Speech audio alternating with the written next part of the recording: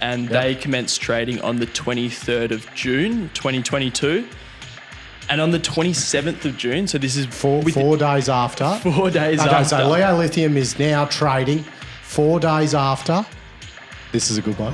Firefinch goes into a trading halt, and this is in relation to an update to operational performance and production guidance at the Morila Gold Project. So 2nd of May, that's where they reiterated that their production target was, greater than 100,000, ramping up to 200,000 in 2024. 2nd of May, fast forward a bit less than 2 months, trading up. Yep. And not only that, the day after the trading halt is announced, Liz Wall and Naomi Scott resigned. So that was within the month. And then by the 29th, and then on the 29th of June, Firefinch is suspended from official quotation, and by mutual agreement, the MD, Michael Anderson, left his position. And they haven't traded since then. G'day, money miners. 18th of August, Friday. And I tell you what, we are delivering something that's been in demand for a very long time. Welcome to the Firefinch saga with Paddy Newton. Now, for everyone know, this isn't Bert Newton's missus. This is Patty Newton. Paddy, introduce yourself to the money miners, mate. Oh, hey, God. Oh, That is not getting edited out. I'm telling you right now. Money miners, I'm stoked to be here. I'm really excited. Paddy, tell a bit about yourself. You've been here as a bit of an intern. Oh, yes. I reached out to Jonas just over... Who the fuck's Jonas? Oh. JD. Go easy on him, I reached out to JD over LinkedIn and, wanted to lend a hand on the pod, and now I'm here, and little did I know I'd end up actually speaking on it a couple of weeks later. So that's what happened to so-called Jonas as well. You and me both. It's all good. Don't worry about it. No. Right, hey, Trav, how are you, sunshine? Hey, mate, I'm well. I'm excited. I get a kick out of having new people stand at the desk next to us. So Paddy he's a student, mate. He's a UWA student in his final year of the finance gig, and he's buddy. He doesn't even need to come on the pod to get a job. He's already got one lined up, but he's thankfully helping us out because he wants to hang out with us, which I'm amazed at because I didn't think we would be that desirable to hang out with. So am I. And credit to Paddy, he's put a lot of work into this one, and it's a super, super interesting story that I reckon, we've had a lot of requests to get into this one. So he's done the hard yards. We've been reading through, how long back did we go, Paddy? At least 3 years of announcements. So hope it's well worth the story for the money miners out there. Yeah, I've gone very, very deep, to say the least. Oh, no, now second guest in 2 days because everyone go back and have a listen to Ali G from ex-Argonaut fame. She come on the podcast yesterday and absolutely did a ball terror of a gold M&A story, an episode. 3,000 views already, mate, in the first 24 hours. Absolutely smashed it out of the park. She's more popular than Jake Klein, more popular than Dale Henderson. She's on par with Rick Rule. So if you like the episode, offer her a bloody job too. Give her a job. It's pretty much all the Diggers' views combined into one episode. Righto, Firefinch saga. We are going deep. Paddy has gone absolutely balls deep into this, and we're going to go from start to finish of FFX. It should be FFS, for fuck's sake, I think. But FFX, and obviously how it linked to Leo Lithium. It's a brilliant story. Right, before we get into it, we've got to thank the partners, Seamus Murphy at Anytime Exploration. Now, boys, remember I talked about getting a key cut for getting into your house at Diggers, Trav? Yeah, and I do remember that. Yeah. And I said anytime do everything, they'd probably cut keys. Seamus actually messaged me and said, you wouldn't believe it, someone that works for me used to be a key cutter. Wow. There you go. Check out Anytime Exploration for all the core cutting, people, machines, everything to do with exploration. It's not just any time, it's anything. Anytime, anything, exploration. And, of course, our bromances at Terra Capital. Love you, boys. Happy birthday to Bondi for the other day, by the way. Happy birthday. He's probably... What is he, 33? Oh, he'd be probably he's just a good-looking 29, I reckon. Shout out to the boys there. Right, Paddy Newton, not Bert Newton's missus. Rip it, mate. Give us a bit of how do you want to introduce this? Because there is a lot to go through. You've done a lot of great work in formatting it. Yeah, well, I guess I'll handball it to Trav to do a bit of a intro of what's to come, and then perhaps I'll kick it off. Why don't you do, like you had a lot of choices, Paddy, of things to cover for your inaugural Money of Mine episode. Why is the Firefinch story so interesting that it took your interest? Oh, well, I just think it sits right in the sweet spot of what the money miners want to listen to, and that's commenting on corporate governments. And this is a story that's riddled. Corporate governments and corporate governance. Governance. But it's both as well. It is. And to get into the Firefinch story, mate, we poured ourselves a glass of Oh, Fireball. I'm in heaven here. It's Friday. We're drinking on the show 2 days in a row. Sorry, JD, you're bloody out there. I reckon we hit a few of the highlights first to tell the money miners, for the ones that haven't followed this, and I reckon there's some unfortunate shareholders still out there that don't need to be reminded of this, but some of the highlights of why this is so interesting. The company went into suspension just 3 days or so after the demerger of Leo Lithium. So for those that don't know, Leo Lithium was spun out. That Goulamina lithium asset came out of Firefinch. And then, we're going to go into this later, but maybe the best detail of the whole story is that there's now a 249D underway, which has been organised over Hot Copper, and it's got a GoFundMe page to fund the whole thing. So that's, real crowdsourcing. That is the people, getting together. They put together, I think, 6% of the shares on issue for the whole company to tell the directors that, they're not going to stand for the behaviour, and being in suspension for 14 months now. Yeah. And look, to sum it up for if there's any new listeners out there, these deposits are in Mali, in Africa, high-risk jurisdiction, and the 249D that JD speaks of is pretty much a heap of people on a mining forum getting together via a GoFundMe to get rid of the board. So that's the crux of it. Some other things of why this story is interesting, and Paddy's going to peel it all back, right? It involves a large retail shareholder base who are incredibly engaged and believe they have been victims of deceit. They've banded together to solve the mystery of where their money has gone. It involves an ASX company being responsible for heightened geopolitical tension between Australia and the government of Mali. And it involves a pot of gold at the end of the rainbow, Matty. And that pot of gold is, of course, the potential Leo Lithium shares that are still owned by Firefinch. And that could be available to shareholders who are currently in limbo, but they remain hopeful and they're clinging on to that hope.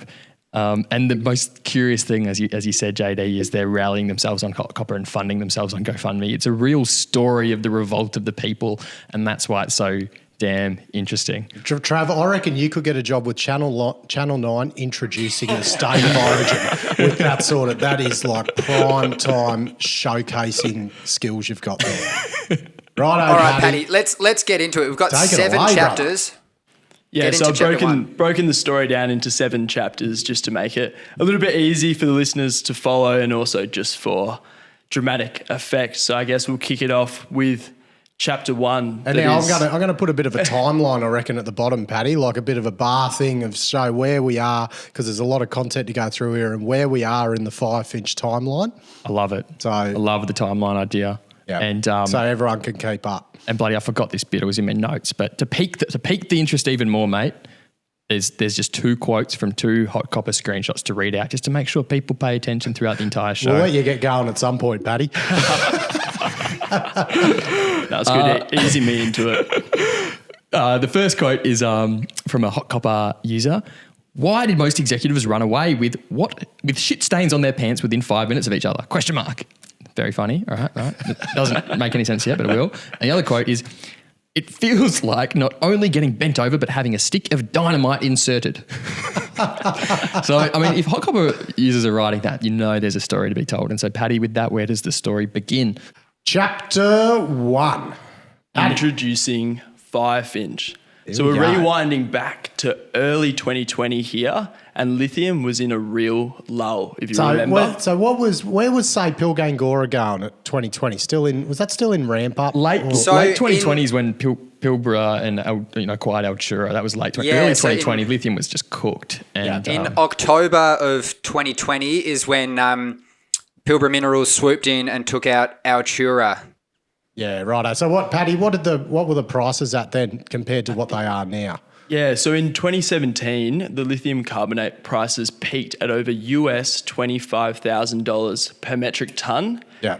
And on the other hand, COVID had triggered an absolute tear on gold. So as a safe haven, Yeah. So Yeah, then, and the company's not even called Firefinch at the time. So it's called Marley Lithium. And the flagship asset is the Goulamina project, which is ultimately what becomes the Leo lithium asset. So that one sits, like we said earlier, in southern Mali, right? So Paddy, if their focus was then lithium at that point, when did the focus start going towards gold? yeah, so I guess at this time, given the prevailing market conditions and gold was on an absolute tear, the management kind of refocused on their gold tenements that they had in Mali at the time. And they- obviously COVID ripping through the world. ripping through the world. This was the- April when it first started, really. I remember gold companies just being where equity was flowing then. Like I just remember working at Argonaut, and every gold junior under the sun was able to raise money. But North American gold too. That's when that flavour was happening. yeah, there was so many flavors of it. That's when I put my fucking money in, motherfuckers. And this time period, around halfway through 2020, is when we see the first of many, many board restructurings and management restructurings at the company. So I think it was in, September time period that the MD, Chris Evans, he stands down. Alistair Cowden, he's appointed exec chair, and they sort of describe him as having extensive experience in gold and major transactions. So that sort of reiterates their position and what they're looking at. So the company says as well that they're very active in assessing the opportunities to increase its exposure to gold. So, Paddy, at that point, they did not have the Morila gold mine? No, they did not. So it wasn't until the end of August the company had signed an agreement to acquire an 80% interest in the Morila gold mine in southwest Mali from Barrick and Anglo Gold. Yeah. And the remaining 20% was owned by the state of Mali. Okay, so and how long did that take to sort of go through? So we're in August 2020. When did they actually finalise it and then completed the transaction? So at the time, they raised $74 million at 16 cents a share to fund the acquisition, and the transaction finally completed in November of that year for a final acquisition price of $27.7 million US dollars, or approximately 38.4 million Australian dollars. How hard is it to raise $74 million in today's market? It was a piece of piss back then. It was easy for gold, yeah. Hasn't times changed in 3 Paddy, years? you told me that this like Morila was at one point, once upon a time, the most profitable gold mine in the world. I'm not saying it was that when they bought it, but at some point, Don't quote me on that, but I'm pretty sure I did remember reading that Yeah. it was an absolutely ripping asset at one point back in in time. the day. And I mean, And Barrick and Anglo were operating it, were they? Yes, And yeah. it was I think operating mine. It was actually the asset that made Anglo Gold. Oh, I can't yeah. think of the- Yeah. Rand Gold. Randgold at the time. Which Gotcha. who Barrick bought out. They did. Yeah. They did indeed. Yeah, that makes Rand sense. Gold. So it was their company making asset, the Morila gold mine. So it And has so a bit of this, history. once the acquisition is done, this is where the company rebrands, right? And they become Firefinch. They get the new ticker FFX, and that sort of leads us into chapter number 2, right? Chapter 2, Morila the Gorilla. These are Paddy's titles, by the way. Sensational titles. I was having way too much fun making these titles. So We're on the And fireball most again. of them are We've got plucked Paddy from. Most of them are plucked from company presentations, so they get even funnier. Oh, I love it. We've They're not given quite Paddy was a bit nervous, so we've hooked another fireball into him, and I've given him a suck on me vape, and he's absolutely flying now. Chapter 2, Paddy. Where are we up to now? Quick intermission. They own the project. Yeah, so at the time of the acquisition, the company was advertising that Morila was currently producing gold via the processing of tailings, was a monster system with long mine life potential, and it had near-term production growth with excellent exploration upside. Always exploration upside. Chuck that one in every investor press. It's like that supply gap, Trav. It's always there. It's every day. If it's not there, you're worried.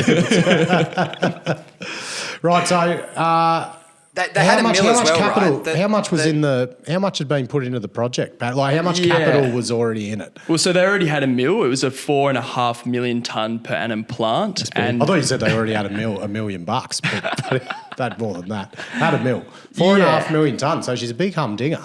Similar to, King of the Hills. A pretty big mill. Big mill. And they estimated the replacement cost for the mill and associated infrastructure at the mine to be in the ballpark of around US $300 million. Yeah, right. So when they bought it, Paddy, so they've rebranded, they bought the asset, they've rebranded. What state was the mine in? Was it like in a care and maintenance phase, did it need to be, was it a walk-up start or there was a lot of work to sort of get it back into production?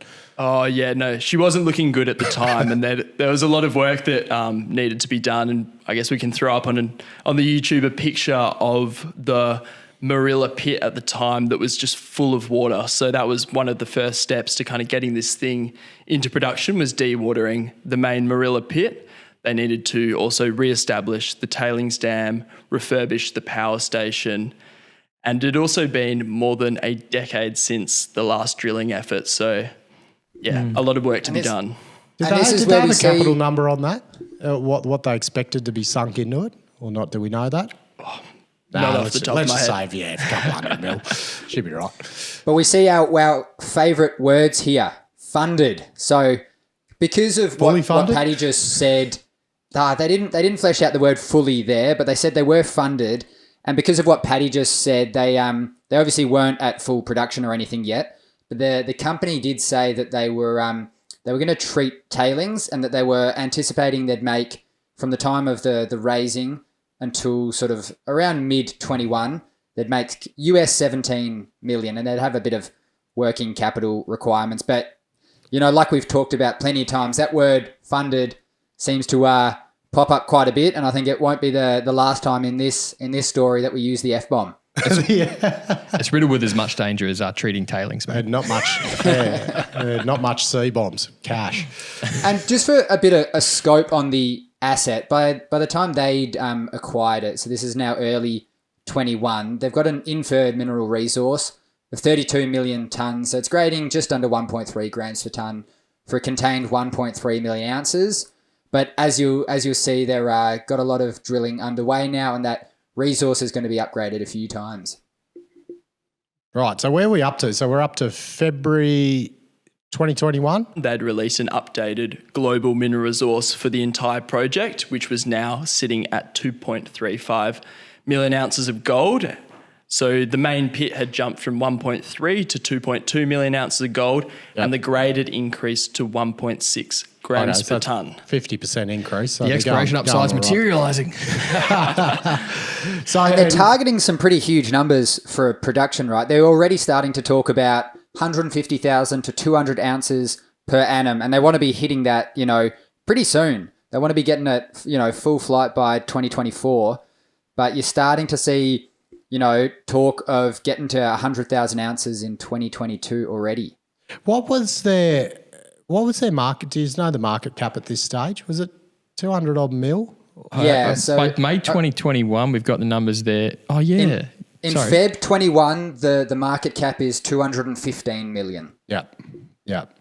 Right, Paddy. What's next? Resource upgrade. We've had the resource upgrade. That's got a bit of a production profile of 150 to 200,000 ounces. It's all looking good. What a bloody great story. And they're keen to brag about it, mate. And it does look good. And on that same day, they released the updated global resource. They also announced their first intentions to de-merge Goulamina into a separate ASX listed entity. So at the time, Goulamina had a mineral resource of 109 million tonnes at 1.45% for 1.57 million tonnes of lithium oxide. Right, so pretty nearly bang on what the Patriot resource is right now. They're 109 at 1.42. So, right, so March 2021, Paddy, some board changes.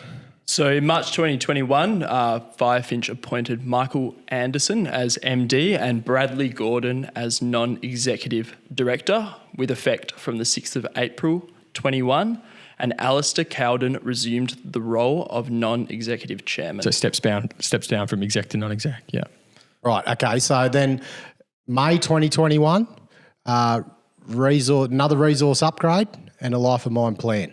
Yeah, so this is when they released the life of mine plan that pretty much supports those target production numbers that we quoted prior, which was an outlook of 150,000 to 200,000 ounces of gold per annum at an average of 160,000 ounces of gold over 2022 to 2023 at an all-in sustaining cost of $1,124 per ounce over the reserve life. Pretty good. Not knockout, but pretty good US dollars. And then so they've converted about 1 million ounces into reserves, and they've got a 10-year mine plan. So they were still obviously hinging on converting some of the resource into the mine plan. It's a great time for some marketing, mate, and no better marketing than a meme.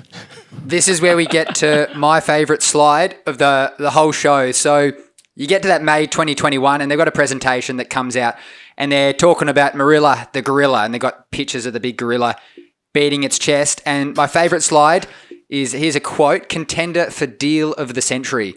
So what they do, what Firefinch does, is they compare their deal for Morila to Regis's purchase of 30% of the Tropicana gold mine in WA.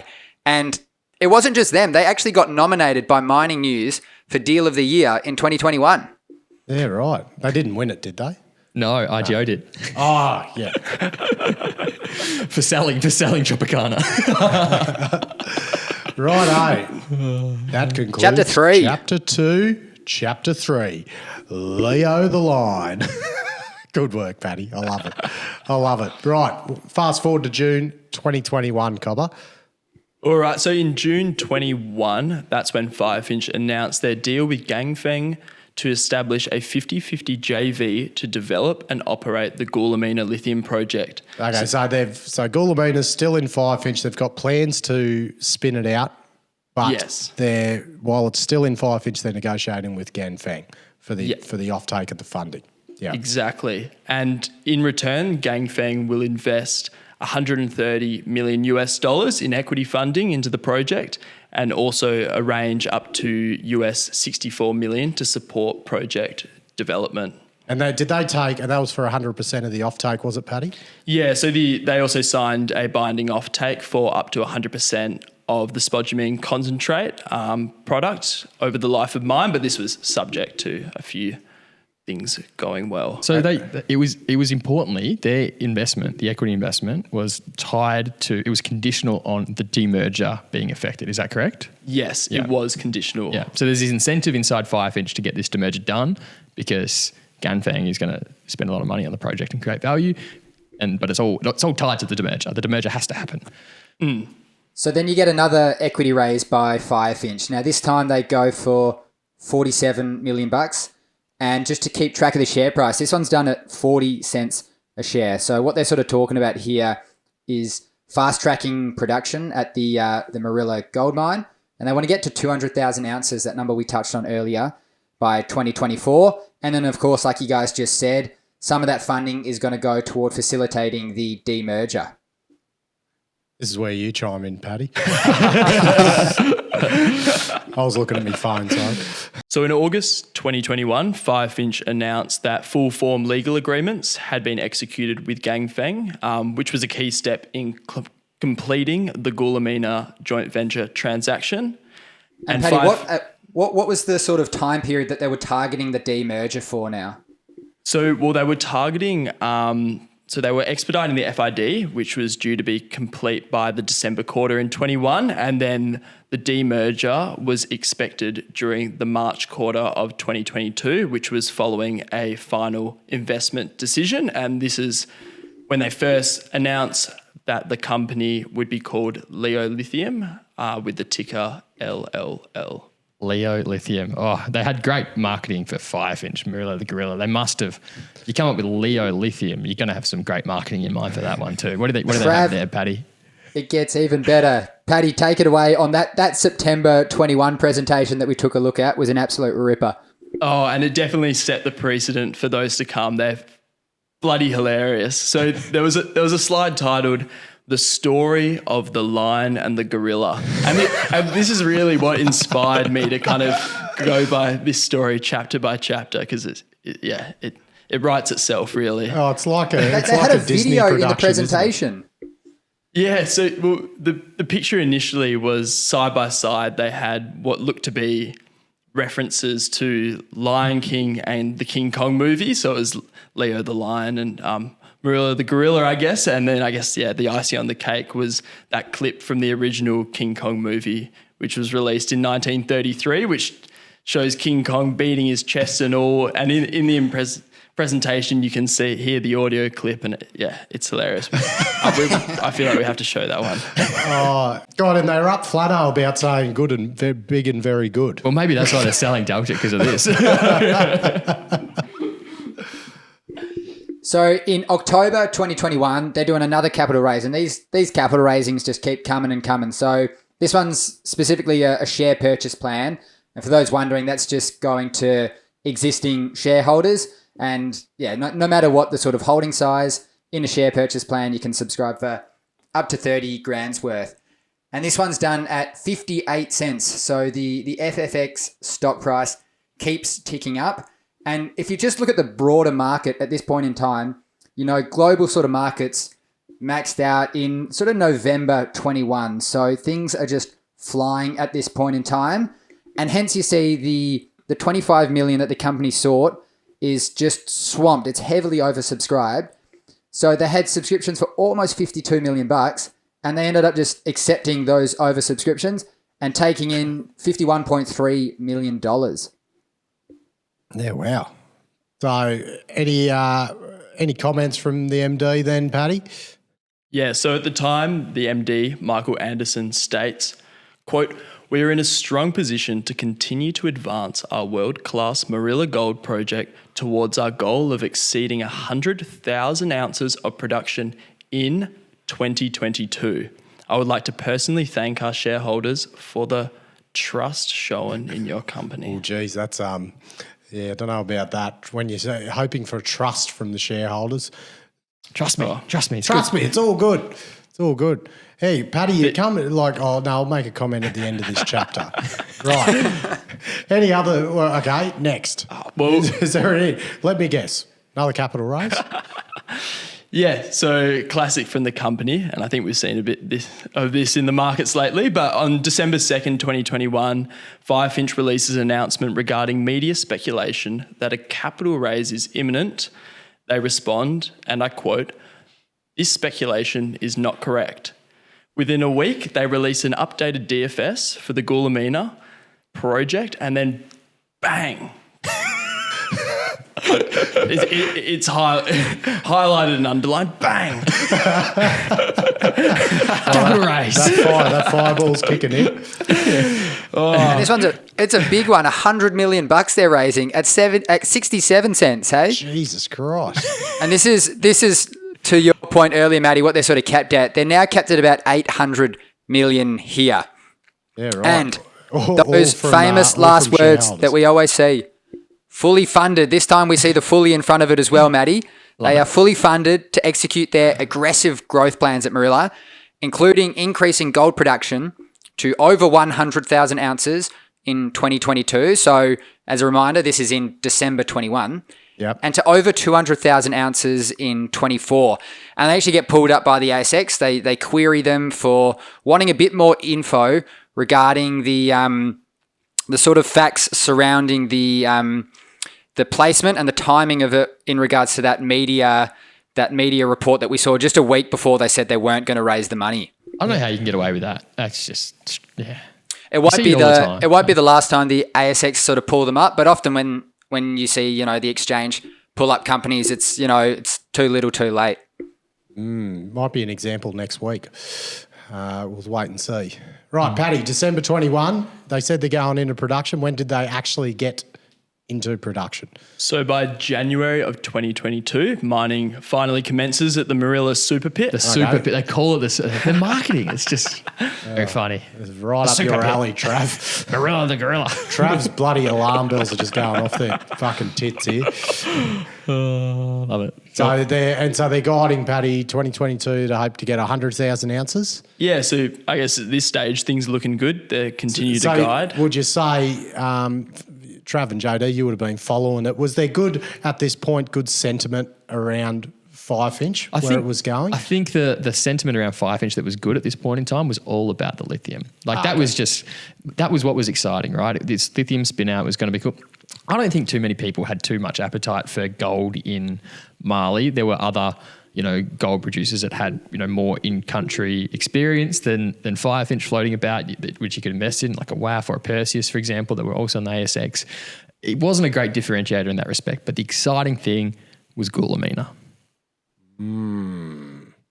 So I guess, also in January, I guess the boards of Firefinch and Ganfeng approved a final investment decision for the Goulamina lithium project, and Simon Hay commenced as the managing director of the company. And Simon Hay brought with him, I think he left Galaxy, which was his previous experience before that. And so Galaxy's the one that merged with Orocobre to make form Alchem. Correct. Yeah.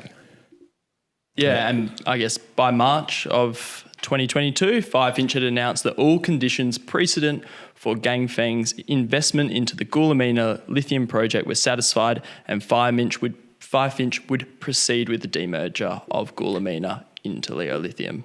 So we're now in... Leo Lithium was made first, but they hadn't divested Goulamina into it yet. No. Okay, gotcha. It's just a subsidiary sort of Firefinch at this point in time. Leo Lithium owns Goulamina, but Leo Lithium, the company, would be demerged from Firefinch and be its own entity in its own right. And that demerger is effectuated by this IPO where new funding comes into it as well. Right. So when did this actual IPO or start progressing towards that IPO, Paddy? I assume the first thing to come out is a prospectus for the Leo Lithium IPO. Yeah, so in April 2022, we saw the release of the Leo Lithium prospectus. They break down in that prospectus the distribution of ownership of what the value is between Firefinch and Leo Lithium there. You told me it was it $400 million attributed to Firefinch and the rest Leo? Roughly. So Leo Lithium's implied market cap was approximately 738 million Australian dollars. And the market cap pre-demerger was 1.14 billion. Yeah. And the way they do this demerger is they get some new capital into the entity as well. So it's basically capital raising that's conducted at the same time.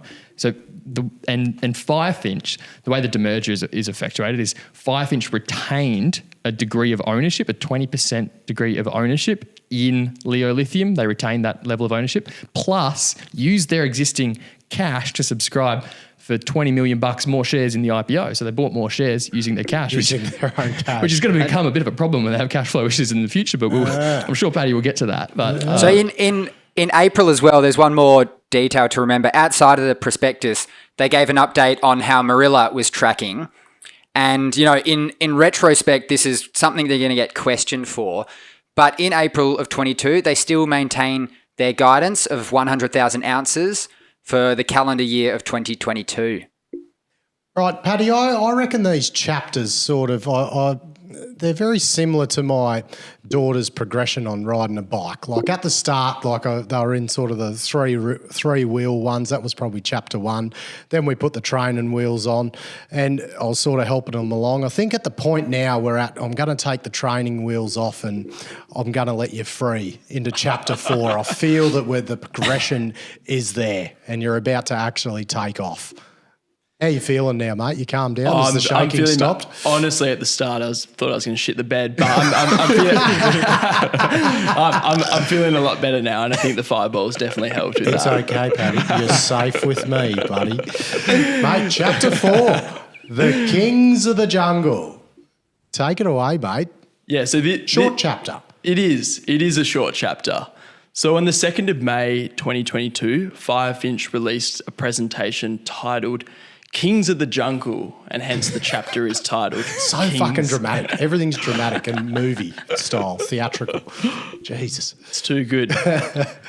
Right. So, and what's their? So, what are they sitting at now? Well, we got $1.17 billion market cap, up from their initial. I remember at the start of this timeline, they were at what? What'd you say? 220, 230 mil. 215, 230 Jesus around. Christ. Yeah. They've had a huge rally in the share price over this And over a this lot period. of injections. Yeah. But at this time, so slides are still reiterating previous guidance of a 2022 production target of over 100,000 ounces, ramping up to over 150,000 ounces in 2023 and 200,000 ounces in 2024. Quote, they will be funded through to positive cash flow in the second half. First half, 2023. Yeah. Yeah. Yeah. Right. So, okay, more and more executive changes to come, or they've appointed. So These are some of the best ones. They've got Liz Wall and Naomi Scott who jump on the board. Keep this date in mind. They jump on the board on the 30th of May, 2022. And then you've also got Brendan Borg, who he leaves the Firefinch board and jumps on the Leo Lithium board. How long did Liz Wall and Naomi Scott? How long were they directors for, JD? Less than a month. Wow. So I've never seen that. I've never seen two directors join and leave within the same month ever in my entire life. So June of 2022, as Paddy would tell you, it's an eventful month to say the least. Okay, so they've joined the board as Neds. No, would you call it join? It's a vacation. It's just you come, you drop by a guy. Yeah, Goodbye. yeah, just a little pop in. It's like a site visit. Okay, so then the following day, Paddy, Leo Lithium, the IPO offering is closed. Yep, and they raised oversubscribed $100 million, and they commenced trading on the 23rd of June, 2022. And on the 27th of June, so this is four days after. 4 days okay, after. So Leo Lithium is now trading 4 days after. This is a good one. Firefinch goes into a trading halt, and this is in relation to an update to operational performance and production guidance at the Morila Gold project. Okay, so let's rewind.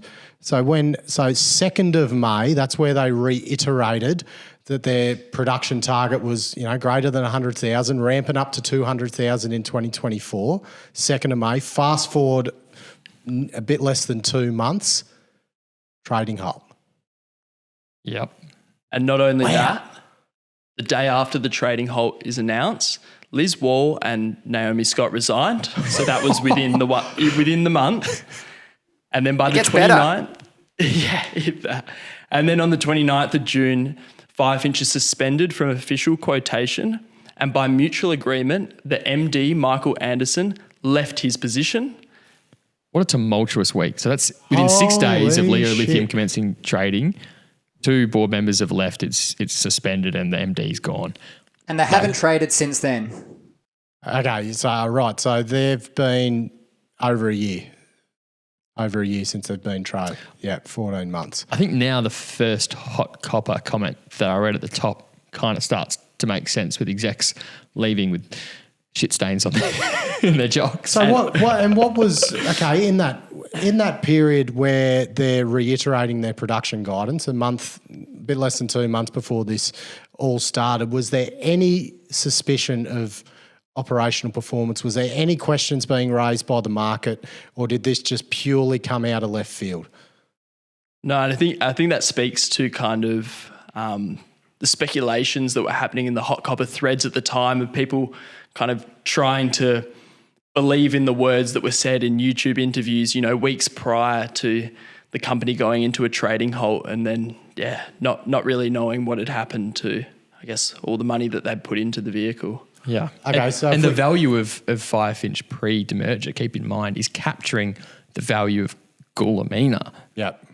And so it's not until, the days after that you have a degree of price discovery of Firefinch on a standalone basis. So can we sum that up? what happened immediately after Leo Lithium listed, those key things, just to bloody highlight how crazy it is. Yeah, so Leo Lithium listed on the Thursday, and that was the 23rd of June. And by the following Wednesday, Firefinch had entered into a trading halt. 2 directors had stepped down after not even a month on the job. The company was suspended from official quotation, and the MD, Michael Anderson, leaves by mutual agreement, taking $450K on his way out the door. What was the $450K for? Was it vesting options or just that Good was question. a pay? Sometimes these are just a term of your employment. Getting his contract Yeah, it's like paid a termination benefit. I'd imagine it was something along the lines of that. That's a benefit, all right. Yeah, right. And not traded since 14 months. No. That concludes chapter 4, listeners. We're just going to take a quick intermission break for everyone to go to the loo and be right back. Okay, we're back. Chapter 5, Paddy. Pleading. You know the old school. You'd be all too young. And the movies back in the day, back in my day, you used to sit and watch an hour, then you'd be able to, everyone would get up, go have a piss, and you'd come back and they'd probably go out front and have a dart, and then you'd come back and watch the second half. I find it amazing that bloody Alistair Cowden is reappointed exec chairman, so he gets exec control again of the company after he went from exec to non-exec, and now he's exec again. And then you've written here that Andrew Taplin is announced acting CEO at this period of time. So it looks like they're in damage control mode, Paddy, which is why we lead into chapter 5, pleading innocence, or is it ignorance? Ignorance or innocence? Innocence. Probably a bit of both. What is happening in this moment of crisis? We covered all the highlights there at the end of June 2022, and with the company going into trading halt and then into suspension, but we haven't got an awful lot of colour as to why this has all happened. So it's obviously happening because Morila isn't performing as expected. So they talk again about, finalising a funding proposal, but just to highlight what wasn't going on at Morila, they talk about underperformance. They blame poor equipment availability, and they also say there's been changes to the mine plans. They've sort of implemented cost-saving initiatives. And as well as that, you might remember they had these ECOWAS sanctions. So they were imposed on Mali as a country, and this sort of restricted the movement of goods in and around the country, which hence sort of hindered performance of the company as a whole. So there was a quote from the exec chair, Alistair Cowden, who Trav just touched on, and he said, "I want to make it clear that the ore body has not underperformed, but rather production has not ramped up as fast and as cost effectively as planned." And then we get another great detail. So as Trav highlighted earlier, they took, roughly 20% stake in Leo Lithium when it was spun out, but they also bid into the IPO. So they invested $20 million. They sold those shares about within a month, very soon after the official listing of Leo Lithium happened. So that $20 million they spent, they got back $12.9 million. So they sold it at a 39% discount to what they invested in about a month before. So, losing over $7 million of shareholder money within a month clearly doesn't, highlight the most appropriate use of shareholder funds, I think. So, and that's the money of their own that they put in, JD. What about the percentage they retained from the spin out? Retained 20, but that's escrowed. You can't. Yeah. So when's that escrowed till? 2 years after the IPO date. Yeah. And what's that? 23rd of June, 2024. Yeah. Yeah, right. Exactly. The amazing thing is, right, like in what world is it appropriate for a gold company to invest and buy shares in an IPO of a lithium company? Like granted, they were connected at birth in some ways, but it's just a bizarre way to allocate your capital if you're a gold company. But isn't every gold company got a lithium target these days anyway? You know what I mean? Like it's frankly, it's bizarre. And they lose money on it, which is realised in a month. It looks so stupid. And they're already so exposed to it, given the huge stake of shares they've got that are escrowed for 2 years. It's ridiculous. So just to fact that they highlight had to sell them highlights the fact that it looks like there's a cash flow issue of serious proportion. Oh, absolutely. So to highlight the cash position that they're at now, the quarterly comes out at the end of June 2022, and the company says they've got just under $36 million in cash. They've got almost 5 million Aussie in shipped gold. That's receivables that they're going to receive in July. And then if you add what we just touched on, the sale of the Leo lithium stock, they've got in about mid-July roughly $54 million in cash and cash equivalents. So you also see a couple changes at the board and management level again at this time. So within a week of those announcements regarding the cash position, Alistair Cowden, who we just touched on, tendered his resignation. So that was another very short stint. Oh, he goes from exec chairman to non-exec to exec to gone. Jeez, the bloody HR would have been fucking busy sorting out all these terminations and resignations. God, a lot of paperwork. Absolutely. And then you get Brett Fraser, who's appointed chairman, who we'll touch on later in the story again. Right, I guess one of the big questions, Paddy, that I'm sure you've delved into, I guess were investors, were they able to tell that the company was in such a bloody shit position into this lead up into the July 2022 where we're at now? Well, when the stock went into a halt, very little value was ascribed to Morila, and I guess looking back at the share prices, it may be a little bit confusing as the demerger happened only days before the company went into suspension.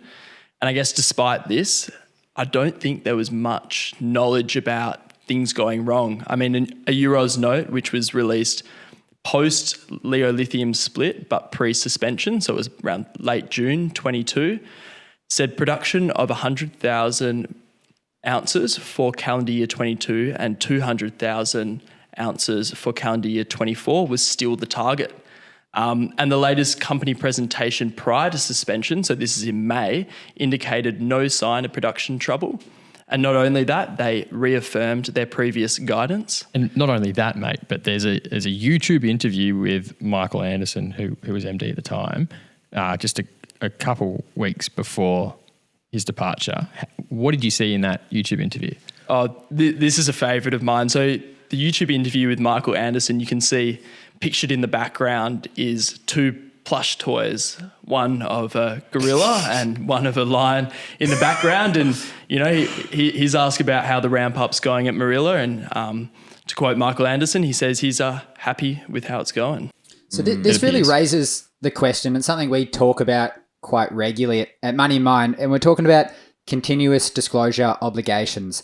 And of course, like we touched on earlier, the ASX is going to pull them up for this, but they pull them up in retrospect, you know. So within a couple of weeks, they fired at Firefinch 3 query letters, which Firefinch then have to go and answer. And what they're talking about is why are they missing guidance? And what the ASX really wants to get at is whether the company knew earlier than they announced to their shareholders that they weren't going to be able to meet June quarter guidance. And putting guidance aside for a second, you've also got those ECOWAS sanctions that we touched on a bit earlier, which sort of hindered the movement of equipment in and around the country. So the ASX also wanted to know if those sanctions were going to impact performance, and again, whether Firefinch knew that they were going to impact performance earlier than they told the shareholders. And to the chapter title, Firefinch, as you'd imagine, they plead innocence. They say that the shareholders were kept in the loop as quickly as management sort of knew, and the suspension rolls on. I'm pretty sure. So if we've got a bit of a less than 2 months from when they said they were going to, everything was still on track to when they went into the, Leo got listed and trading halt. So it's, I don't know whether it's, they've continuously disclosed it, but they've just disclosed the wrong thing. It appears. I mean, they went into detail in those queries. You would know if your mind was fucked 2 months before it. So, Matty, in those queries from the ASX, they went into quite a bit of detail, and they had to release what the answers they were producing and the performance of the mine on a weekly basis, going back for quite a few months. So there was a good bit of disclosure after the fact that was released there. Yeah. Righto, let's get on to chapter 6 out of 7. Paddy, there's 7 chapters, isn't there? Yep, 7 chapters, nearing the end. You better do this title. So the title for this, Shareholders Get Screwed. Oh, can I suggest, just mate? like that. I think we've got to modify the title of this chapter. Not get screwed, but you mean bent over with a stick of dynamite inserted. Rectal the whole copper insertion threads are too good. of explosives. So they talk about recapping the business now, don't they? Yeah, so in September 2022 is when they announced a proposed recapitalisation of the business, and this is centred around raising $90 million. And at the time, Scott Lowe is appointed managing director, and a bunch of new board members are also proposed. The recapitalisation is pitched at 6 cents a share. That's nasty, mate. Ouch. Jesus. And, keep in mind that the stock was trading at 20 cents prior to going into a halt. So this is a heavy 70% discount to where they were previously trading. And, this is well below where kind of their cash and Leo Lithium stock holding backing was at the time. So the value of that. Yeah, because they apparently still have plenty of cash and they've got, this backing of stock. So you're wondering why do an equity raise below NAV? It doesn't make any sense. I mean, granted, they can't. They're still zero. Yeah, they're still a long way from being able to sell any of those. Those Leo Lithium shares. I mean, and the amount of shares they wanted to issue is phenomenal as well. So they were looking. The proposed placement was talking about issuing 127% of Firefinch's current shares on issue. And just for those wondering, there is an annual limit of 15%. So of course, this means that it'd go to a shareholder vote. And there was another part of that deal that was in reference to the mining services contractor, and they wanted to convert US $30 million of debt that they had into equity as well. So that deal of the century, gents, it's not looking too good anymore, is it? You're right, JD. Not deal of the century at all, mate. That was but I mean, hindsight's 2020, mate. Hindsight's 2020. Continuous disclosure. It gets even better, mate. 5 days later, the placement is off, and I'll read the reason to you. Recent downward movements in the US dollar gold and USD AUD exchange rates. Oh, that was definitely it. Yeah. 5 days later. It's like they didn't even try and come up with a good one. It's just laughable that raise at 6 cents. Yeah. The company can't admit to their own shareholders that they just couldn't raise the money. I mean, it's clear. So what they say is that they're going to look at alternative funding options, and we'll see how that sort of plays out. Alternative funding options. Does that just like if you're a shareholder of Firefinch, you're kind of praying that they don't figure out a way to be able to sell the Leo shares, because at that point in time, you're just thinking, geez, this is the valuable thing that's backing the value of my stock. Please don't figure out a way to be able to deal them away. I think I saw a hot copper thread around this time that was titled "Close This Dog." I think they just want their money back. Oh goodness! Yeah, so we get an update from the boss later on, and just to give you a bit of reflection on where things are at, they Firefinch, is this company. November? Are we up to November? Yeah, 22? so just before November, Matty, the company says that they don't have the money to fund Morila SA. That's the subsidiary which owns the asset. They say that they expect that to go into a Malian insolvency process, and their investment will be written down. So on the back of that, Matty, is when the chairman, Brett Fraser, writes an open letter to shareholders. And he just, underlines the operational issues that they were facing at Morila. He says the funding commitment was just, it was big that was needed, and they obviously weren't getting that funding. And he just underlines again that the company had failed to recapitalize the business. So what they talk about there is that they're going to look at all the options available, including a potential return of cash, and sort out the best way to transfer that benefit of ownership in Leo Lithium shares to the shareholders of the company. But you need to bear in mind, not only can they not sell the Leo Lithium shares, they're not allowed to deal on them either. So they're not even allowed to distribute them at this point in time to the owners of the business. ASX came out and clarified that, didn't they? They said you're just not allowed to. That's right, yeah. So we then get what happened next? We then get a strategic review process. So what they do, Firefinch goes to... That's a bad word. It's a sale process. Strategic review. You got a good nose for it, Matty. It is a bad word, and it's a very long and ongoing process. So a lot of buzzwords here, so try and keep up. But they're talking about delivering compelling value and liquidity to Firefinch shareholders. And if nothing turns up, they'll distribute the cash. But I wouldn't hold my breath on them distributing that cash, because that could be a while to come. So to give you another check of where the company's sort of at, they've got $38 million in cash still at this point in time, and we're at we're about at the end of December 2020. So we're rolling into this year just about. And the last thing they say on that is that they'll update shareholders on that strategic review process at the end of March 2023. I think as a shareholder, you're sitting here and you're in limbo. There are these people in control of the company that you don't know, you don't trust, and they're maybe not being as forthcoming about the information that is pertinent to the value of your shareholding as you would like, and the stock's not trading. You can't do anything. You're just stuck. I'd hate that position. I'd hate it. So, Paddy, let's fast forward to that actual March point when they said this strategic review would be completed. Yeah, so What March actually happened? Well, March comes around and the board advises that it has received a number of non-binding indicative proposals that were sufficiently robust to warrant continued renegotiation and discussing with the bidding parties. So it has not completed. You got to give enough wording to just tell people that we're just going to take more time and just kick the can down the road a little bit longer. A few more negotiations are promising. Extend the timelines. This is the playbook, mate. This is the playbook.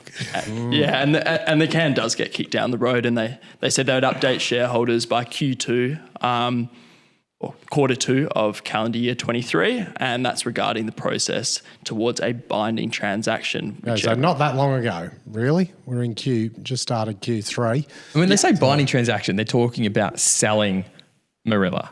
Is that right? Yes. Is that like the feeling out there in the Hot Copper forums is that they're going to come up with a deal to sell Morila and clear themselves of the debts and hopefully get some cash and then maybe distribute that in the shares to the Leo shares to shareholders at some point in time? Is that the hope out there?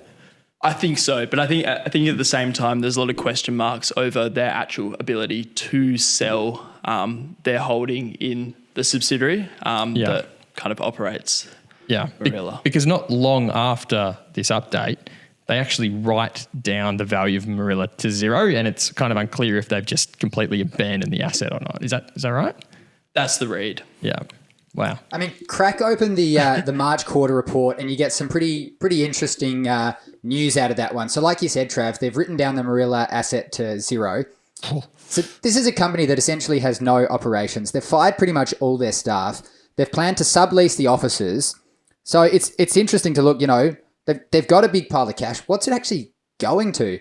So if you look at the cash flow statement in that March one, there's $2.2 million, which is a lot of money for a company that has a few people working for it now and no operations, that are going out the door in corporate costs, and they receive over 300 grand in interest on their money.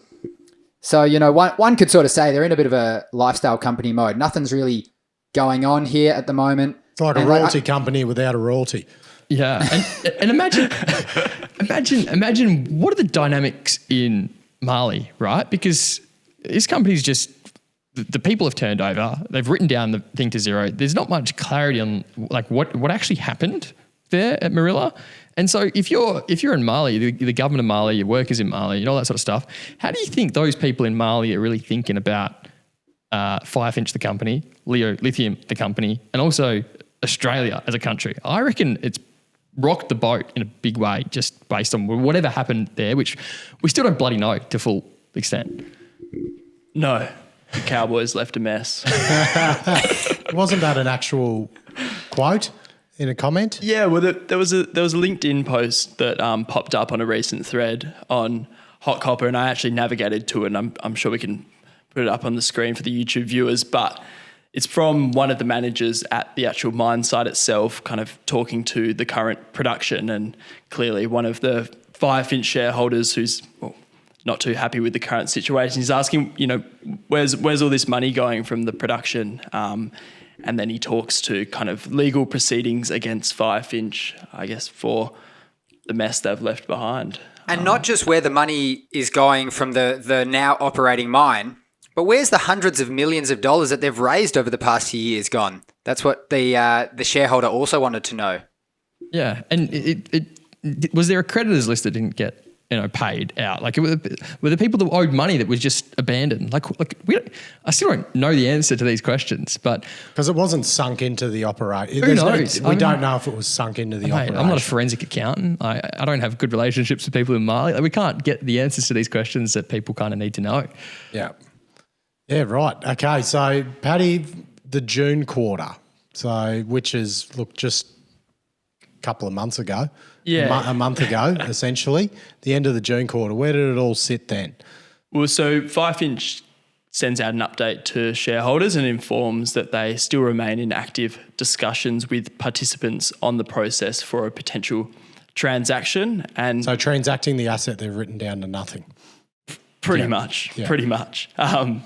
And on the 30th of June, another update, and they kind of say that the process is still ongoing, and shareholders will be updated in quarter three, which is where we kind of stand now, hopefully with a concluded negotiation and binding transaction. And all this time, Paddy, like Leo Lithium shares have just been going gangbusters. They've been doing a deal with Gangfeng at a premium. Share price is just going through the roof. And the Firefinch shareholders are sitting there thinking, heck, that Leo Lithium backing of our shares that we're entitled to is going through the roof, but we're still in suspension.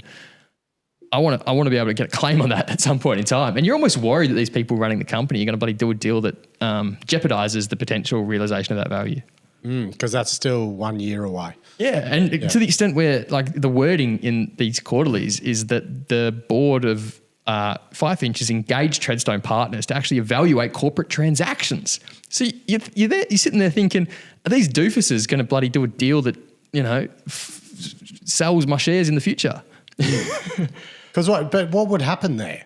Would they be vested in a way, or they would go into the deal? Here's the crazy thing, right? Those Leo Lithium shares that Firefinch owns, they vest in 2 years' time. So 2 years after the IPO. Keep in mind, Firefinch, the company, went into trading halt 3 or 4 days after that.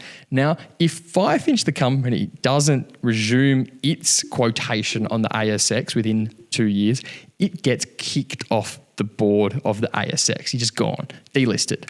And so there's only 3 days, 3 days which Firefinch will ultimately have, like the ability for those shares to be vested before it can then resume quotation itself, before it gets kicked off the board going forward. So,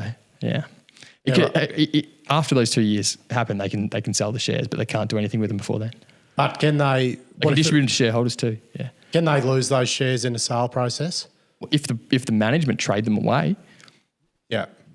But are they selling those shares in the sale process? Don't know. Well, we just don't know. Corporate transactions is a vague word, but you're worried as a shareholder.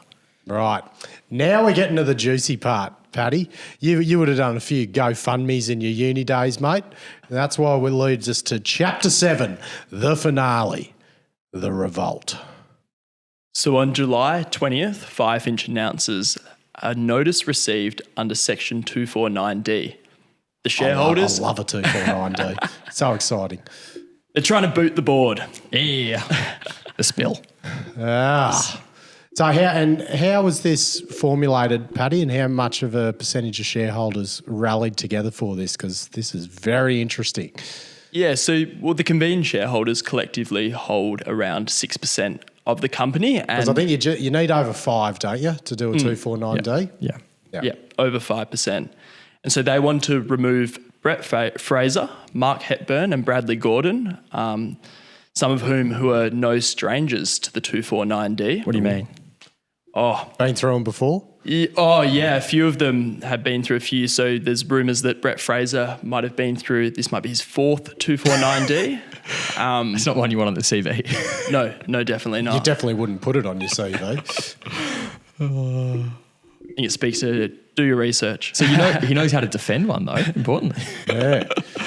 Yeah, I'm not sure how many of those he's actually. Yeah. Who do the 6% of shareholders? Who do they want to replace him with? So they want to get 3 guys. They want to get Gary Logger, Gareth Edwards, and Zoran Mehmed on the board. So of course, as we know, for a 249D, you need to have a general meeting. So this has been convened for a couple weeks' time. So for August 28th, it's quite soon. And another great detail, as if there weren't enough good details in this story, the Scott Lowe, the MD, his contract is terminated by mutual agreement 1 day after the 249D. So they say it's got nothing to do with that, apparently. And for his efforts, Scott is awarded a bit over $450,000 on the way out the door. Plus, he's got a potential bonus of 130 grand coming up for the sale of Morila, and another 200 upon completion of an FFX acquisition. So, Good to have some contingent payments in the after you leave, mate. So, and now the most interesting part of this is, 249Ds usually come from, might be funds or people that are major shareholders or institutions and everything, but not this one. Not this There's one. 6% of shareholders, Paddy. No. So Who are they? This 6% of shareholders has come from Hot Copper and a Firefinch shareholder group that was formed pretty much from the threads. And not only that, they have a GoFundMe page to pay the legal bills. Wow. Amazing. they've got their own website as well. You can check it out and you can see really? the people that have, you can see all the various What's the shareholders website? that have put their name in. What's the website? Does anyone know the URL? I think it is ffxshareholders.com. That is awesome. That is so bloody good. It's a real revolt of the people, isn't it? That's what captures your imagination is it's the retail mums and dads who feel like they've got the dynamite up the bum thinking, how do I get out of this one? And they organise themselves on Hot Copper and pay for it with a GoFundMe. Wow. Amazing. 2023 shareholder activism. Oh, Trav's going to start a shareholder activism fund as well if people want to invest. So there's another detail, and this really speaks to what you touched on earlier, Trav, around Mali and the Malian government not looking too fondly on the company like Morila SA, which own the asset, Firefinch, and Australia more broadly. So on the 3rd of August, they come out and say that Mali will not approve any deed of sale of Firefinch's interest in Morila. So this is what I'd assume the deal with Treadstone to try and sell was obviously regarding their 80% interest in Morila.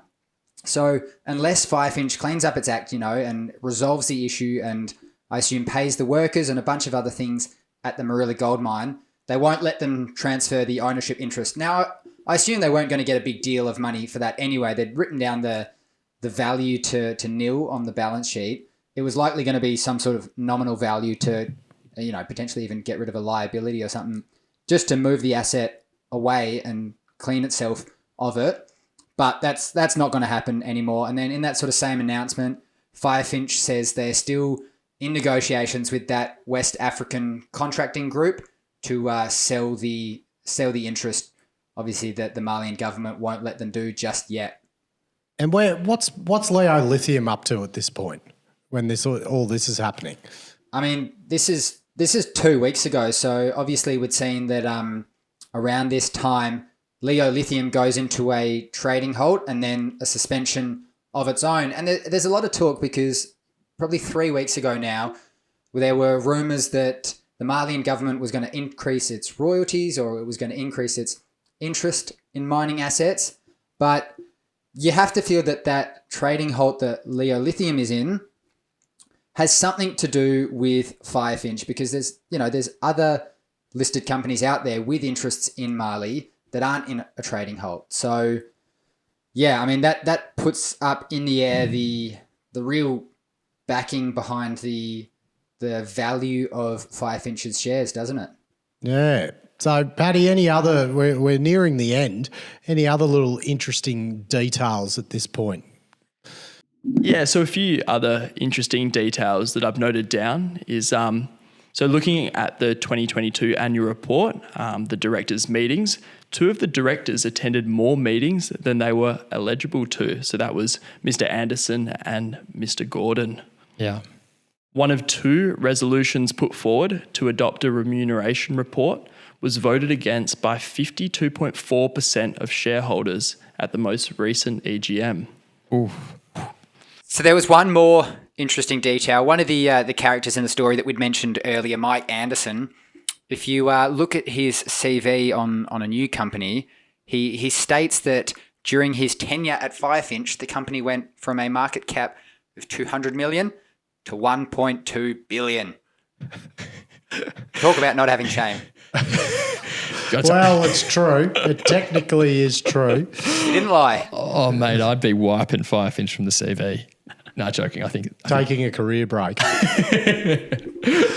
Right, boys, geez. where are we now? Can we sum all this up of what the situation of both? Yeah. Because Leo Lithium is just as pertinent to this situation. It is because Leo Lithium was the clinging of hope you had as a Firefinch shareholder. You're like, I'm going to get that pot of gold at the end of the rainbow because Leo Lithium is gone to the moon and that's mine.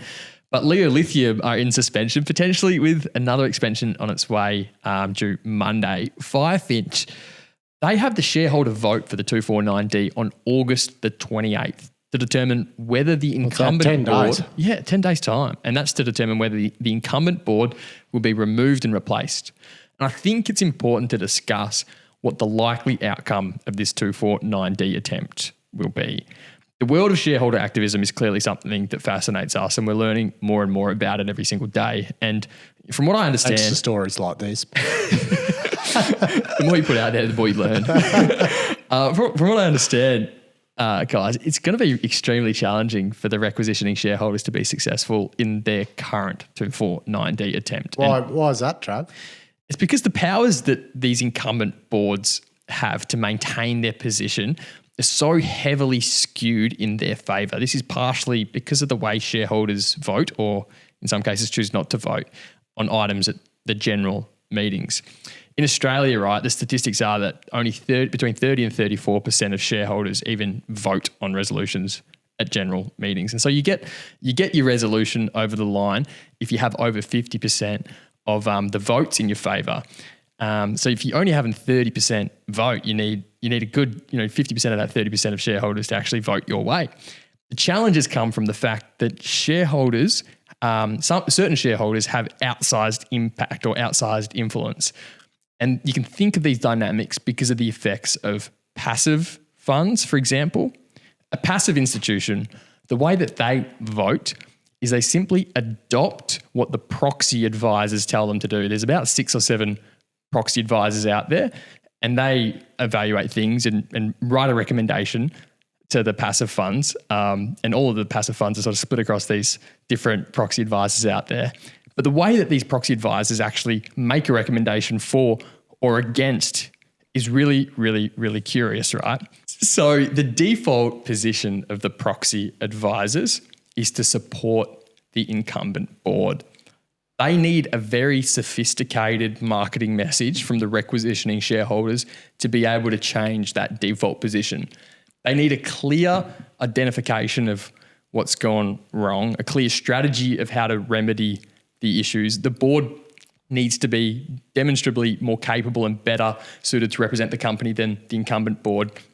This all needs to be outlined in a sophisticated way to be successful in persuading the proxy advisors to not just defend the incumbent board when it comes to these 249Ds. So when you say sophisticated way, it's going to be difficult to get that from a hot copper forum representing themselves? Precisely right. So in this case, what makes this story so exciting is it's these retail shareholders, the uprising of the mum and dad investor. This is the revolt. It's the revolt. And it's that. Fuck you. And it's the very fact that it's unsophisticated. It's coming from the retail shareholders that makes it so interesting, but it's also going to set themselves up, I think, to not be successful because they haven't done this sort of thing before. They don't know how this world works, and the odds are massively stacked against them because the 249D proposal in its current format, as I see it, the proxy advisors are not going to support that. And in Firefinch's case, I've heard numbers between 10 to 20% of their shareholders are passive, and it's not at all clear to me that the 249D would be successful because the proxy advisors would simply support the incumbent board because that's how they work. You need a massive turnout of retail shareholders to overcome that just by the dynamics of how people vote, and that's just the reality of corporate governance in Australia. But then we do not know the qualifications of these hot copper people. There could be is there a corporate advisor? There's no anyone with corporate advisory experience, so or they basically have anything to. So what a proxy advisor is going to do? They're going to look at the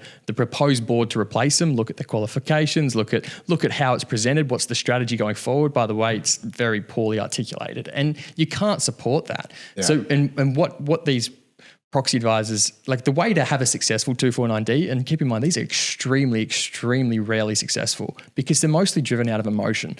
They're not driven out of pragmatism. If you look at activism that happens in the United States, for example, when these sort of things happen, you get this 40-page slide deck articulating all of these things, and you get way more turnout in the voting. It's a very, very sophisticated and orchestrated shareholder activism campaign that happens in the United States. We just don't have that in Australia. And they're also expensive to do. It's super expensive. So there are these outsized powers that the incumbent board actually has to defend any activist campaigns, especially 249D as well. And amazingly, they can fund these exercises using shareholders' money, which is staggering. And what does this look like? Well, the incumbent board will typically hire these proxy solicitation firms. What do these proxy solicitation firms have the ability to do? Well, they actually get access to every single shareholder because only the company has those details, and they can call every single shareholder and mount their own PR campaign saying that, no, it's the requisitioning shareholders that are the bad guys. And so on the margin, you might convince some people to not be supportive of the requisitioning shareholders because you have your own PR campaign which you can fund using shareholders' money and hiring the best people in the world to do it because they do it all the time. And with contact details that only you have access to. So the odds are just significantly in the favour of the incumbent board to defend this. And it's that detail you just touched on there, Trav, which is, most frustrating and kind of upsetting depending on who you ask. Being able to use your own money against you. These are the shareholders that, they would have bought in, or they might have gone into one of the numerous raises that this company did throughout 21 and 2022. And they can use that capital against the people that are just trying to get their money back at the end of the day. That is that is pretty much like tax and death, isn't it? In a 249D, it is guaranteed that the company will be using your money to fight you. Mm-hmm. Like, it's just a guarantee of how it's going to work, isn't it? It's pretty unfortunate. Yeah. There we go. There we go, guys. What do you reckon? What do you reckon, Paddy? How did you enjoy that, Cobber? Oh, it was good. It was good. I'm stoked to be here. But we are on behalf of the three of us, mate. The work you've done has been absolutely sensational, and we really are. We're just extremely flattered that you wanted to spend your time with us. If I was on uni break or uni, I'd just be drinking piss and doing all sorts of other naughty things, no doubt. You're a better person than I am. So we really appreciate this because this is an episode that's been in demand a long time, and you have done all the grunt work to make it possible for us. So we really, really appreciate it, mate. And you're going to go a fucking long way in life. Do you want to? You could probably just think in a few years, mate. I wouldn't mind retiring. So if you want to buy my share, you can take over.